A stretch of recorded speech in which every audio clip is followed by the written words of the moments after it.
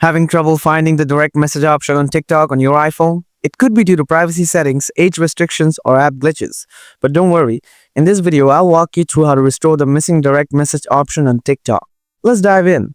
Before doing anything else, make sure you have a stable internet connection. Try switching between Wi-Fi and mobile data. Now try airplane mode on and off. After that, try these advanced solutions. Solution 1. Offload TikTok app. First, open up the settings, then tap on General. Next, tap on iPhone storage.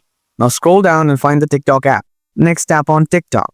Then tap Offload and again tap Offload. After that, tap Reinstall it. Solution 2. Check your privacy settings.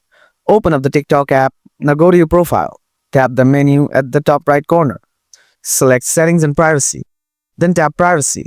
Now tap the Direct Messages option from here. Make sure the setting isn't set to no one. You can choose from Everyone, Suggested Friends, or Friends. Now go ahead and check whether your issue is solved or not. If not, Solution 3. Check your age restriction. Open up the TikTok app again. Then tap on the profile. After that, tap on the 3 lines icon from the top right. Next, tap on Settings and Privacy. Then scroll down a little bit. After that, tap on Report a Problem. Then tap on Interaction. Now, tap Direct Message. Tap Direct Message is no longer available. Here you can see that only users aged 16 and over will be able to send and receive direct messages.